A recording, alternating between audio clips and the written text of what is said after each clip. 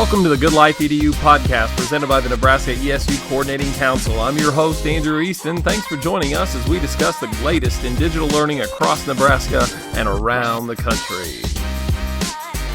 All right, I'd like to welcome everybody back for another episode of the Good Life EDU podcast. And gosh, it is just so fun to be able to catch up with Jamie Donnelly. Before we even hit record today, we got a chance to visit for a little bit about a number of things in education. And we're going to spend the next half hour or so talking about AR, VR, and EDU, and hopefully the Metaverse here by the time we get done. And so I'm geeking out already just at the thought of having this conversation. Jamie, thank you so much for joining us today. Thank you so much for having me. I appreciate it, Andrew. Yeah, always fun. And Jamie is an immersive technology enthusiast. And so with that title comes, a lot of digital spaces where learning can happen and thinking through what that offers for our learners. And so, Jamie, I'll let you speak to a little bit too, I guess. When we talk about immersive technology in education, how do you sort of frame that as you tell your story to others?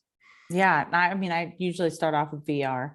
They all think, oh, I got to put on a headset. Not necessarily, but that 360 view, everywhere you look, you're going to see a digital component, right? Kind of transporting you to this other place. Whereas AR, on the other hand, is actually using your real world and it's layering objects inside of your space to essentially bring something to you. So VR, you're going out. AR, you're staying there and bringing new things into your space. Yeah, and we got a chance to visit about a year ago, this same time, on these topics. And could you give a little bit of your backstory for people that maybe missed that episode on how did you get into all of this? Yeah, oh my goodness. I was a classroom teacher. I always loved using technology. I became an instructional technology specialist later and working in districts, and really was exposed to an app back in the day that was an augmented reality app that I remember thinking, what am I seeing right now? And it was like the skies opened up, the sun came down, glowed on me. And I was like, oh, and it was like, you know what? This is unbelievable. We can do this in every subject. Everything that they learn can be done this way. It was just unbelievable. So then I was like, well, what else is out there? And then started searching, and it's been a roller coaster. I've never stopped being interested because there's always something new available. And then, of course, virtual reality, I've always been passionate that both really do belong together. Now we talk about it as immersive technology, so AR and VR. They both offer very unique experiences, but I think for me, it's always been a passion because it's unlimited. It's unlimited what we can do as learning. It brings us and our students to learning things in a way that were really impossible otherwise. And I think it really is, for me, a passion because I see where this is going for our students and making sure that they are equipped with the skill set that they need to be those leaders in education or in technology or whatever industry, X industry that they want to go into. But immersive technology is really touching them all.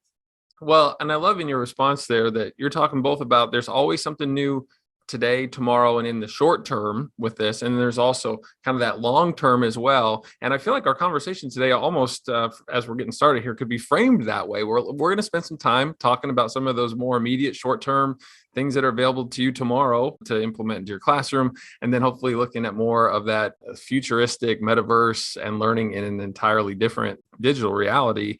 And I'm excited to go there also. And so we typically connect in March, because you have yearly this commitment to your 31 days of AR, VR, and EDU that happens in March. And so can you speak a little bit to how that kind of is addressing that short-term piece? Yeah. So in short, I'm crazy. I decided that I was going to do this crazy blog thing every March, where every day I would write about a new tool that came out or new updates that have happened, and just kind of being on a daily basis, getting information out to all the subscribers. But then it has converted to this year where it's a little bit different, where I'm doing videos every day. And then the blog itself is essentially just the steps, right? How to jump into it. But, initially I was like, okay, I'm going to do this. The next year I was like, oh no, I'm still doing this. And then the year after, yep, still doing this. I think next year I'll even do it a little bit different. We'll see.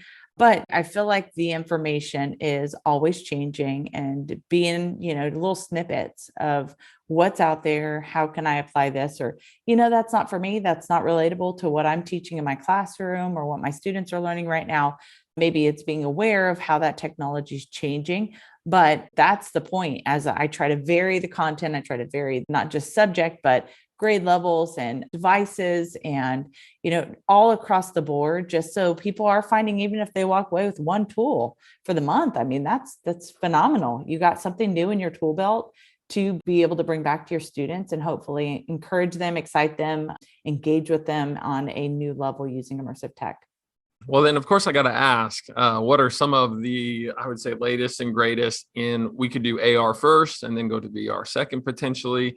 And for AR, if you're still needing an example, I'm not sure how many, this is kind of dated, I guess. This is the only one I have. Maybe you'll have a better one, Jamie, but I think of when that Pokemon Go game was most prominent, where you had on your device, all of a sudden you would be trying to capture this creature that's you can see the space around you through the camera lens on your device, but then there's this layered in animated thing that I can interact with. And that game rose to such prominence that maybe that's a touch point for people. I know my kids were really into that for a season.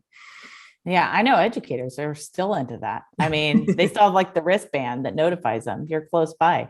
I think that really when you think about Pokemon Go, I'm thankful for it because it did give exposure to this new technology. And it was a proof that there is interest for developers to pursue creating more of this, especially with education. So that proof of concept, I think, really revealed itself.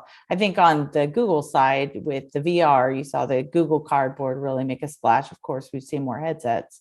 But the technology, you mentioned Pokemon Go, but you at the time had something just kind of floating there. It was just floating there in the sky, didn't really engage or interact in your space at all. Whereas today, where ARs went has been so much more to that.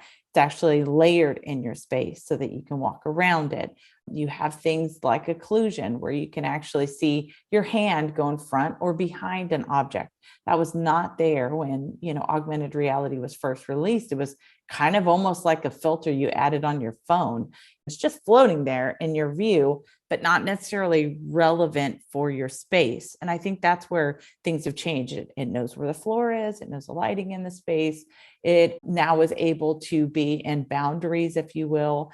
You can play games and engage with this augmented reality that feels much more realistic than we used to have. And I think as AR has continued to advance, of course, it's leaning more towards the wearables. So as we start seeing glasses and things of that sort, all of this technology is going somewhere. It's going to a place where information is available immediately.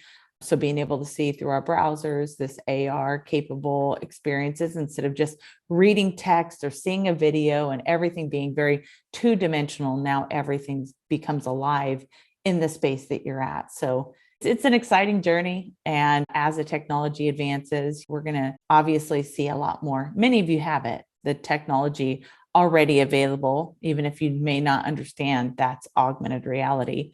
But many of us are seeing it in our devices already.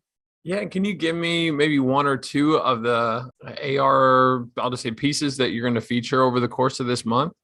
Yeah, well, I'll tell you kind of an example of AR that you're probably already seeing is filters. So I did use a filter one day where I was talking about virtual reality, like creating music in this VR space, but they had just released some fun glasses. So that was just a few days ago where they got to see their virtuoso glasses that you're wearing. But it's a filter that's found in Instagram or Facebook in their case. But typically we do see a lot of the filters. Most of the time people don't take pictures without a filter on today.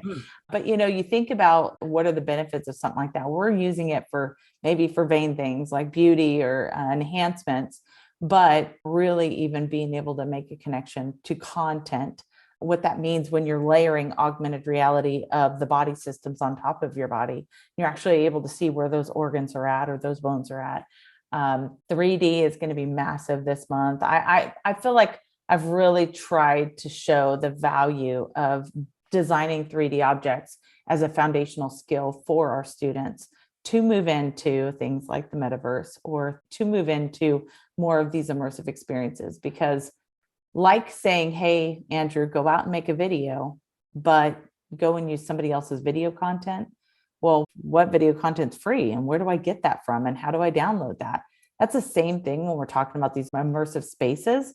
That where do you get those 3D objects? If you're not designing it yourself, you're dependent on somebody else that has made it available to you for free. And where do I find that out? And that's kind of all over the place, right? So having our students be equipped with the skill set to actually design and build their own 3D objects and animated experiences, I think that's going to be a game changer for where we're going in the future. Wow. And I know that some of that work then is also at least accessible in a VR space, which is why these are kind of lumped together in terms of being immersive, right? It just is experienced a little bit differently. So do you want to maybe pivot and speak to VR for a moment as well, kind of in the same way that we just broke down augmented reality?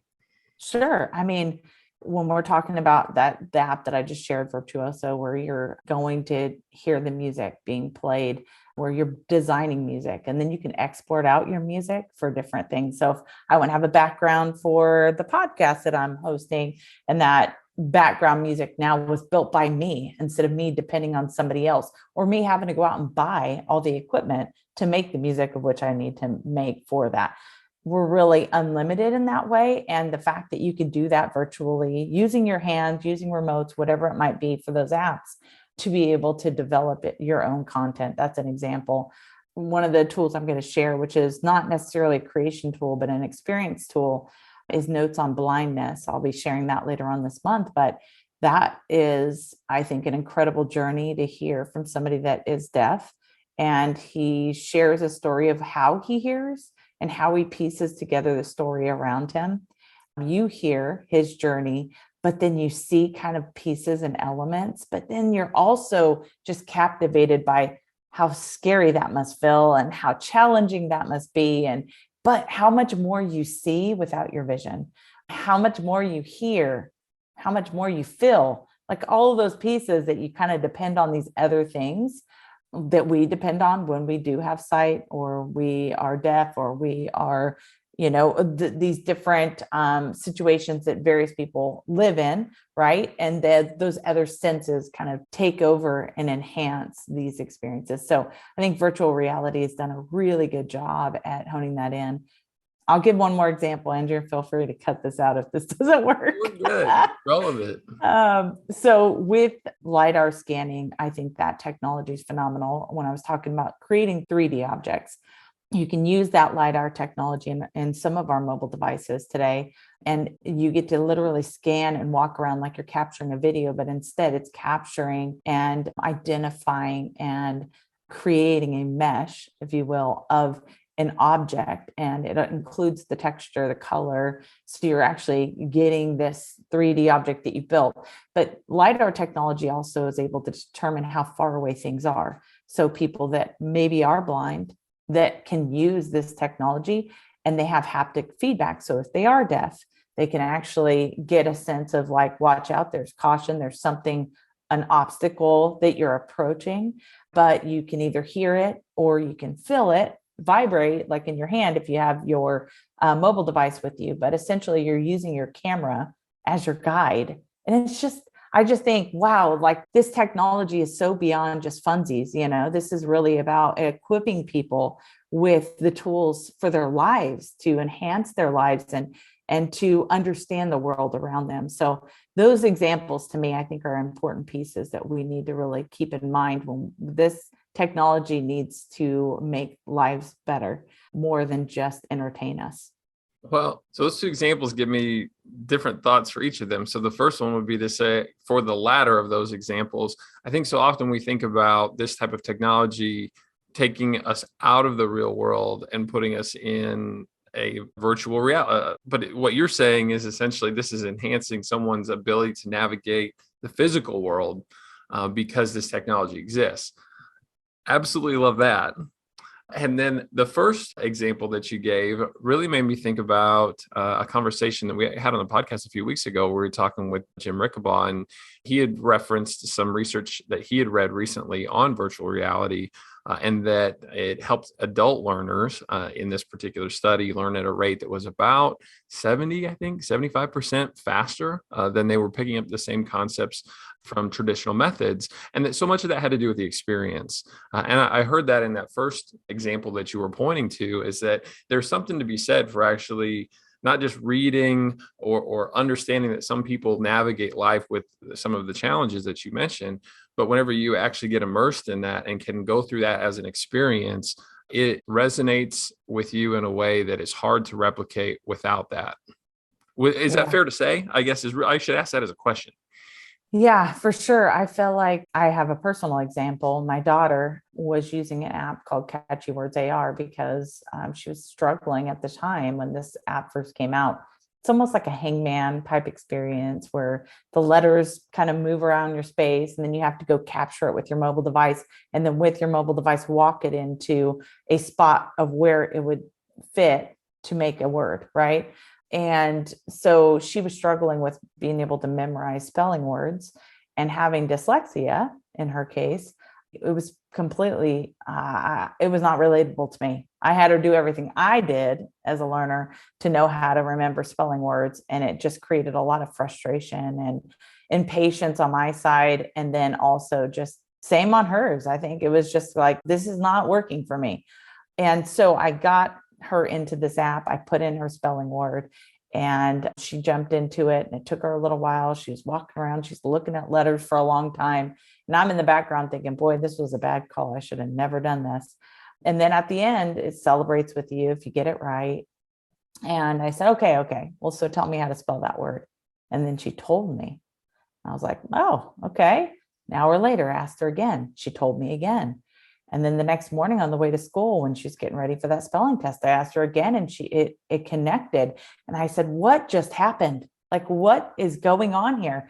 And for her, what had really, I mean, there's a lot of different components. Typically, I ask people, what do you think happened? And of course, the kinesthetic learning aspect of it, getting up and moving, and how different that is for our brains.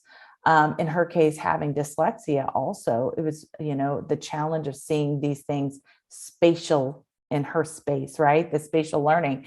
But somebody had come up to me and said, I don't know if you've ever heard this, but there's research behind to say people that have dyslexia aren't thinking about letters in the two-dimensional sphere like we do. They're actually in their brains envisioning something from all directions. So when you see them flip-flop things, it's because their brains are seeing it from all those angles. There is no connection to a flat surface that we see. And then I was like, my kid is brilliant. Like, I was just like so blown away. I thought that was so great. But then I was like, this makes so much sense. Like, we're restraining kids from learning the way that their brains need to learn because we have tied them to this flat surface, two-dimensional, 2D experience. And when they get a chance and that's opened up for them, it's like the floodgates open, right? Like they all of a sudden they start making connections that they've never had before. So I personally got to see AR really hit home for my daughter. And I think that there's so many other kids that can relate to that as well. Jamie, that makes you wonder too, does that AR VR space create a private enough learning environment where being okay with, I would say, failing or struggling or making mistakes, which is a natural part of the learning process, right? I always love that whole first attempt in learning for fail. That's like the acronym, right? Does that create an environment within which students don't have to feel self-conscious because they aren't?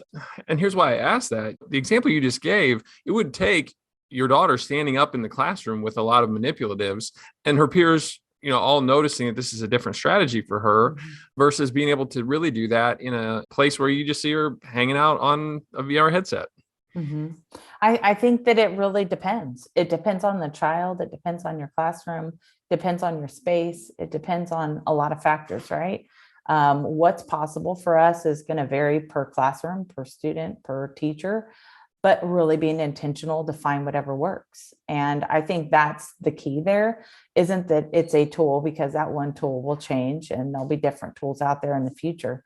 But the goal is obviously persisting past, like, wherever my child is or my student is, it might be different than that other child or student. but I need to help support them to make a very genuine connection to this content. And I need to give them the ability to go deeper with the content. And if all I've done is taught them a song and a dance, then there's no way I'm preparing them for what they need to take that content and that learning to the next level, which is what I did my first year teaching. I thought I was just the bomb teacher. I taught them all the songs and dances, and it was like no depth. And then they went on to the next grade level in math, and they were all failing. And I'm like, well, that teacher's not very good, are they? Well, come to find out, I was the bad teacher. I was the one that did not teach that depth. But that's where this immersive technology really needs to take place, is we need to see that it not just enhances, not just gets their attention, but it dives deeper into content that would really be difficult for them to go deeper without really grasping the concepts. And immersive technology does that for them. Well, I'm fascinated by this and have been for quite some time, and always appreciate when we get a chance to chat. And we've not discussed before this idea of the metaverse and getting to a place where it really amplifies, I think, a lot of the things that the AR VR work has done. Can you speak a little bit to what is the metaverse for people that are not? And it's probably been hard to define that, to be quite honest, because I'm not sure it's really taken shape in the way that it might play out eventually. But at this point, how would you describe that to someone? Yeah, I think that there are elements happening in AR VR that are approaching the metaverse. We talk about essentially an immersive online experience, right? So it's taking the place of the internet, if you will, but it all being immersive. So how we connect, how we collaborate, obviously that's not where we're at. We have a lot of companies that are kind of staking a claim as the metaverse, but not necessarily, they're not the metaverse, but they have metaverse components moving in this direction as we're approaching this. But I think that certainly you have companies like Facebook, who changed their name to Meta, that have brought this awareness, and certainly funding is going in this direction. I think we're pretty far off as far as like everybody universally accepting that they're all going to work together, because that's essentially what we do on the internet, right? I mean, we all play in the same space, but when you talk about these different companies, it's all on their platform and it's siloed. And so because of that, when we talk about things like blockchain, essentially our digital identity, even following us, right, wherever we go, and those components that cannot work from your program, your platform, your online, your install, everybody's doing something a little bit different, but are they all contributing to the greater metaverse in the future? I think so. I think everybody is opening up new avenues and opportunities, and really an awareness and an enthusiasm for what the metaverse will be. But I do think that there are critical things in the metaverse that our students need to be prepared to do. And some of that includes, really being the content creators. And that starts, I think, foundationally at understanding spatial awareness and spatial learning, and then moving into more of the 3D concept of creating content and understanding how that 3D content is essentially what makes AR VR, right? So, then designing spaces and experiences and understanding, of course, coding, all of those pieces coming into play, and the importance of the metaverse ever being possible. And quite frankly, metaverse is their world. That's their future. We're already seeing components of it. I am ashamed to say how much money I've spent on a metaverse type experience for my daughter. I'm not even going to go there, but the amount of money that they spend on their avatars and their stuff, they do so much online, and the importance of their world online. And I couldn't get it. I remember when Minecraft was like this, and they're like, well, I'm going to buy this item. And I'm like, but it's nothing. Like, you have nothing. You just bought nothing. And they're like, no, like, that's my skin. I'm going to have my skin now, and I'm going to be this character. And this is important to me because this is how much time they're spending in these spaces, right? So, and then, I think we're starting to see that now, absolutely, which is why we see the value of badging. Our students love to collect these things, even if it's not real and it's digital, it's something that they appreciate and they want and they aspire to get. So to see kind of now moving into NFTs and understanding, like, what? You're spending millions of dollars on this digital picture that I can steal from you? That concept is so foreign to us, but really you own the digital rights. That's like having the original artwork. Somebody can come over and they can mimic it and they can copy it, but you own the original rights. And so those are things that I think moving into this metaverse space that are going to be important. And we already see our students just absolutely focused and drilled down, and they are already ready and receptive to this. So as these companies are spending all this money, it makes sense. What does our classrooms look like in the future? I mean, of course, it's going to include elements of the metaverse, how much that looks into what our curriculum is and how we connect and how we collaborate. I can tell you one thing, how we connect and collaborate right now has certainly shifted. And I don't think it's just because of COVID. It's been shifting for a long time, but COVID obviously accelerated that. But I do think that we are headed in an approach where those virtual connections are becoming more necessary and expanding to more possibilities. Yeah. And for someone who maybe isn't familiar with this, and correct me if I'm wrong, because I'm not sure that I am going to articulate this well, but I wanted to go with this as a potential example because I'm with you. My daughter loves Roblox. And I know that there are I was going to go there, but I was like, no. Okay, well, there it is. Yeah. And so let's say someone is not familiar with some of these things. Correct me if I'm wrong in framing it this way. Like when I grew up, I was playing Mario Brothers and there was different worlds, and you would take your singular character into this world and explore it really in just sort of a straightforward fashion. So then I got to where we had Nintendo 64 and you could kind of move and go left or go right or go around something. And then we got to a place where now I can have my little character in a world, and Jamie, you could have a character in the same world, and we're playing kind of at the same time, maybe in different locations and occupying that space. And then, like you said, then you get to Minecraft, where it's like, and things of that ilk, where we're building and creating in that particular space. And this is all still kind of a 2D experience, right? It's still on a screen and I've got a controller or I'm removed from it, but getting to a place that eventually where through wearables of some sort, you would actually have that on your face and you would feel, and I've even seen that Facebook is doing research on how to add things like the tactile piece and the smell that would go along with this to further enhance it and make it more immersive, to have spaces like that where you could meet and would literally feel like you were in these worlds. And what's interesting to me is to look at Roblox, for example, and I read recently that Nike had paid to create a world in Roblox so that you could go in there and kind of explore. I know that there are like real world theme parks, for example, that have been replicated in these virtual spaces. And the thought is that you get to a point where you could go and navigate all of those, from the comforts of your own home alongside other people. And here's the part where I also have a question. And would these worlds essentially almost be the way in which, and you mentioned this, that we think of our streaming services now, where I'm going to go to Netflix's collection of worlds that I can only access by going through whatever door they sort of have created for me. And then there would be a Disney one, et cetera, et cetera. And then they'd choose how much that all intertwines. Yeah, they're already there. I mean, I feel like I feel like that's already happening to where you choose your own place that you want to go to, how you want to connect with people. I think Roblox is a perfect example, really, for what's appealing to our students. I didn't get it for a long time, but I think the social aspect is still there. Like they're still socializing. Have they ran into a lot of issues with that social component for kids? Absolutely.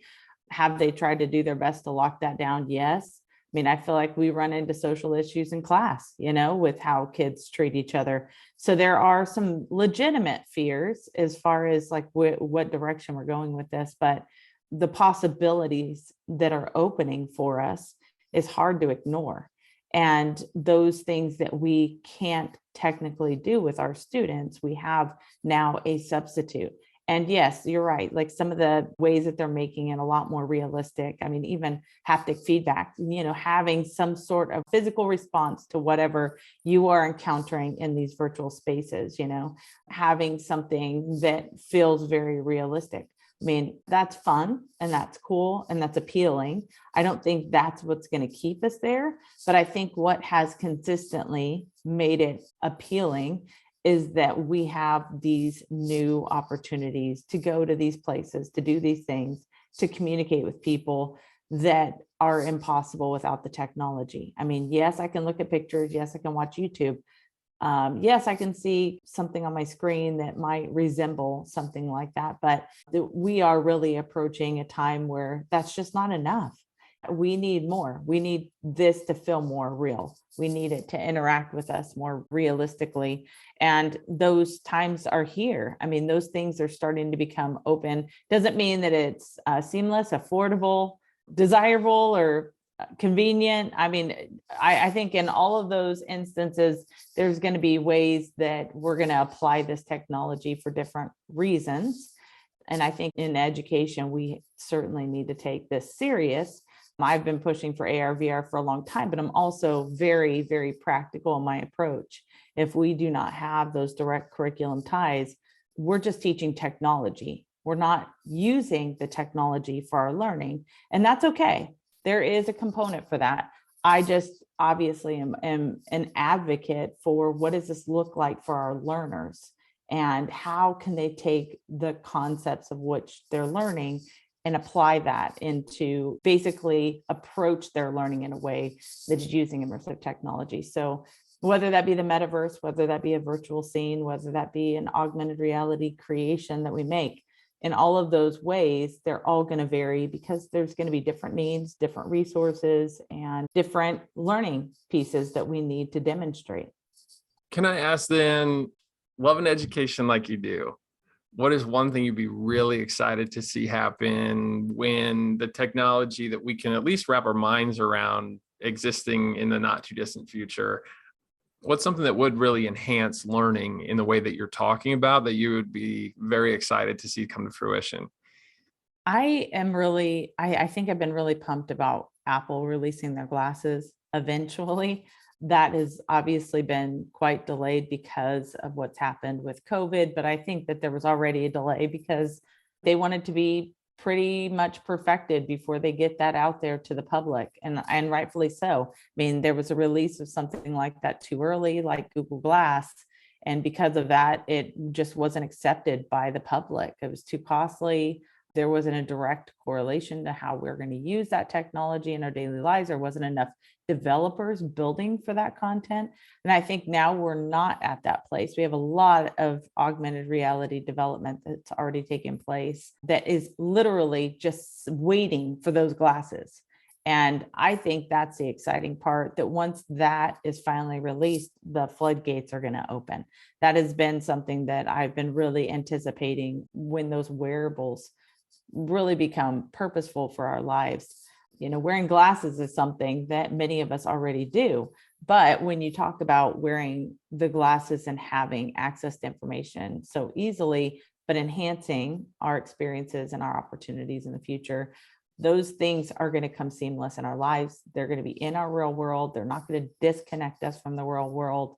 And I almost feel like it's so much better to just have my eyes on the real world, seeing some information as I need it, instead of having my face looking down at a mobile device for the information that I need. I just think it's a lot more relevant and necessary to have that kind of technology available in that way. So I'm excited. I think that VR has been something that's always been incredible and impactful, but I just don't see a future of all of us walking around with a big bulky headset that disconnects us from the world. I think that's going to be short spans of that, but to do that for the longevity. But glasses, I think, are going to be different. I think that's going to be something we're going to be able to have available to us, like our phones. You know, there's pros and cons to that too, but I think that ultimately that is the direction we're headed. Gosh, Jamie, I so appreciate when we get a chance to chat. I love all the neat things that you're invested in and forward thinking you are. And I'm really grateful that you take the time to share out with everyone on these topics, because it's fascinating and it's exciting to think about. Like you said, enhancements that's going to bring to the learning. And I love that you're consistently keeping that at the forefront of our conversation here. So to close things out, I always like to give a little bit of space. Is there any parting message or what have we not talked about that you'd like to talk about to bring this to a close? Yeah, I mean, I feel like, going back and checking out 31 days, I feel like there's a lot of good content that's happening from this event. every time I do it a little bit different. This time, of course, doing the video, I feel like is helpful because it's just little snippets of ways that you can apply this kind of technology or something that may be beneficial for your classroom. So I would highly recommend checking that out. 31 days of AR, VR, and EDU. You can find it on my website at arvrandedu.com. And I mean, really, there's just so much out there, so many great people to connect with. If you use the hashtag AR, VR, and EDU, there's so many incredible people that I really am thankful and grateful to be connected to, but they're sharing out some really cool things. I think that we need to be all working together as a community to support one another. Everybody has a different interest and enthusiasm in going into this technology, but I think everybody collectively brings such a variety to users or people of interest or our students. And I think that being connected is really just important to be able to move forward. Wow. And I'm so grateful for your leadership and all that and bringing us together under hashtags and the 31 days here in March and this podcast, right? So I'm really grateful that you're helping us all get organized and have these conversations. So Jamie, until we get a chance to chat again, friend, appreciate it. Thank you so much.